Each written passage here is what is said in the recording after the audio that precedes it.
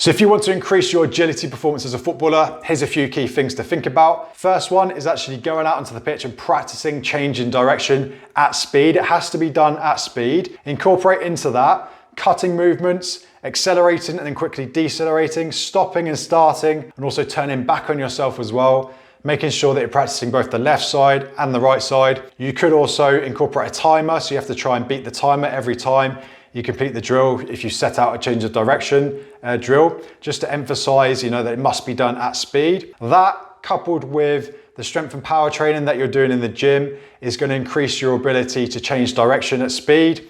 When you become stronger and more powerful, you're going to be able to absorb force and exert force more efficiently. Also, with the mobility and flexibility work that you'll do in your gym sessions, that's going to enable your body to more fluidly get into slightly awkward positions to absorb force and then exert force again. It's also going to help you remain safe when your joints get into an awkward position, so you're more injury resilient as well. That's just one step and one stage of agility training. To have a better transfer over onto the football pitch, we need to add in also an element of reacting to a stimulus as well. So if I set out a change of direction drill, my brain already knows where I have to change direction. It's just a matter of my ability and my athleticism to be able to change direction at speed, okay? But I also want to add in having to react to something. So let's say you've got a training partner and they've got a red cone and a blue cone. If they hold up the red, it means sprint forwards. If they hold up blue, it means sprint to the right. That would be having to react to a stimulus. So when your partner holds up a certain color, your brain has to identify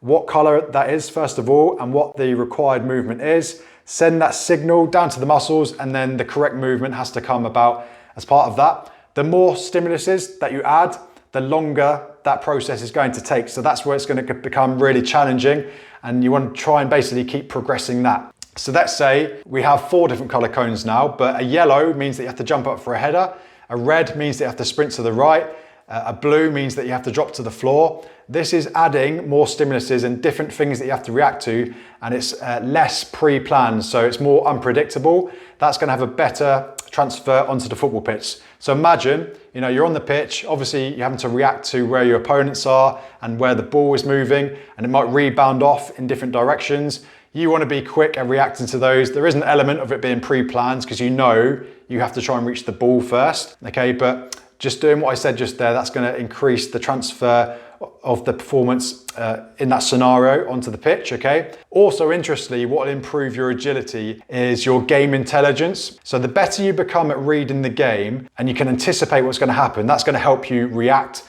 and get to the ball first, okay? So that's also going to aid your agility on the pitch. So that also ties in with just trying to remain as injury resilient as you can, so you can complete as many training sessions as you can, and as many matches as you can, get as much game time under your belt consistently, so that your game intelligence and game awareness and your ability to read the game keeps improving. That's also going to aid your agility, okay? So a few key points there. If you'd like to have a strength conditioning program that you can follow from home or from the gym that incorporates all of these things and more, then click the link in my bio or the link in the description below this video.